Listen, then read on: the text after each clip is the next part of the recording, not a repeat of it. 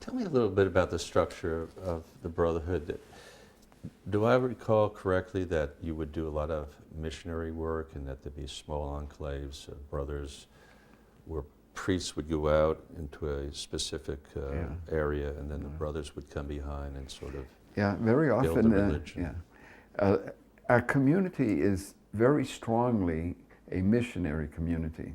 We have people in Chile, Haiti, Tahiti, Rwanda, Burundi, Senegal, Miquelon, we have Japan, Philippines.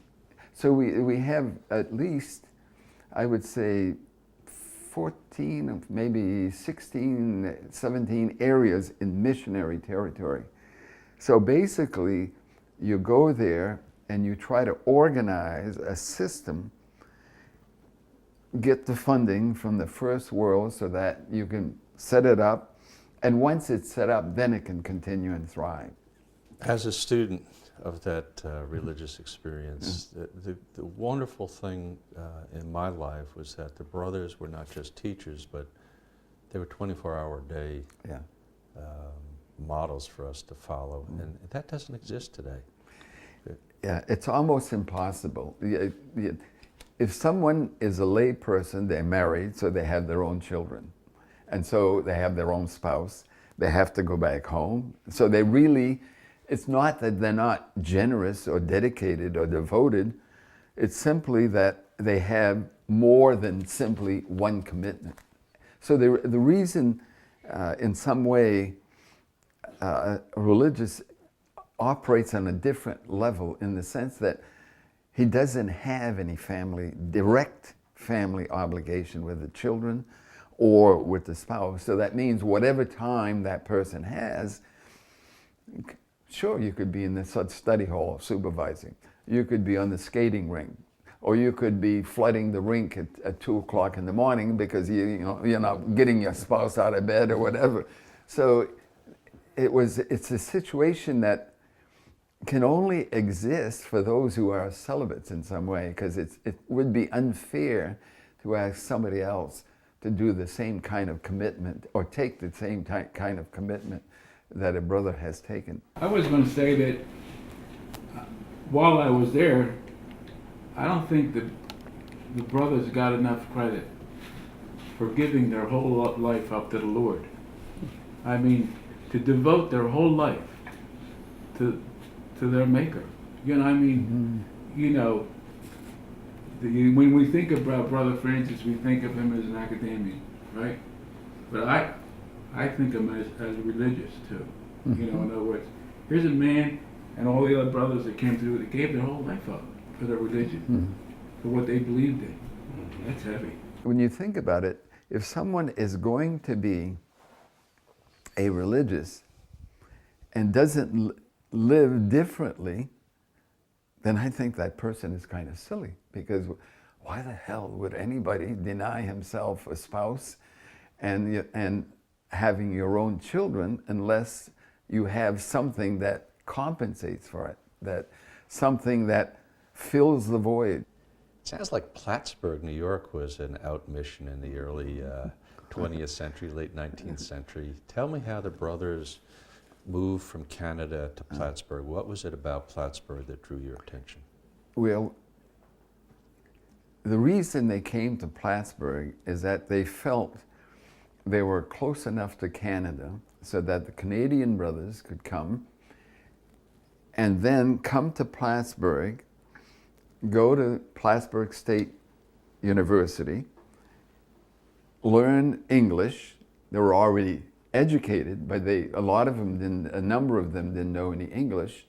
So go to Plattsburgh State University and then teach in very low grades, so they at St. Peter's, so that they could learn English, and then later on go to other areas of either Tanzania, Uganda, places where English is spoken, or even come to Fall River, Massachusetts, or Waterville, Maine, or Biddeford, Maine, so that they could go to other places. So basically they came to set up a system where they could move on, learn English, open their own high school so they could practice right there, and then open in other cities. When we were in school with you, almost every teacher was a religious. That's right. Very, very few lay people. That's great. Much more structured in terms of the religious education, from the symbolic, from the cassocks and the Right. sash and the dress of, Yeah. of the brothers. Was that Vatican II, or was that a change in the world that led? Oh my God, we had co-ed school. That was just awful. That decision. What were those changes that we didn't even realize when we were there in the '60s? Actually, the 60s was about the peak period. So if you look at the number of religious across the world, that was just about the time when there were the largest number of religious in the Catholic Church. Almost, I would say, the peak. And it was a phenomenon that had not happened even 200, 300, 400 years ago. It was like it never happened before, and all of a sudden it just exploded. And then at that time, it was the largest number they've ever had. But that was like a blimp on the screen. That was not normal. Now, the reason, though, they had such a large number of teachers in Plattsburgh was simply that they wanted to attract some students, and then at the same time, they wanted to make sure that the tuition was very low. So right now, they had to close Plattsburgh, even if they didn't want to, simply because the city is not large enough to attract the number of students needed that are able to pay maybe $12,000, $13,000, $14,000, $15,000 a year instead of what it used to be, a couple $1,000s a year. So without the staff that is not paid, obviously the tuition has to be much higher.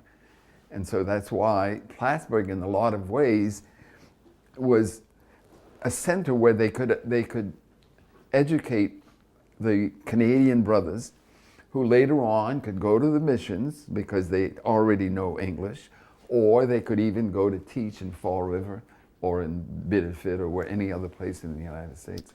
So it really doesn't make any difference what work you're doing, whether you're working in Plattsburgh or whether you're working in Uganda or Fall River or Canton, Ohio.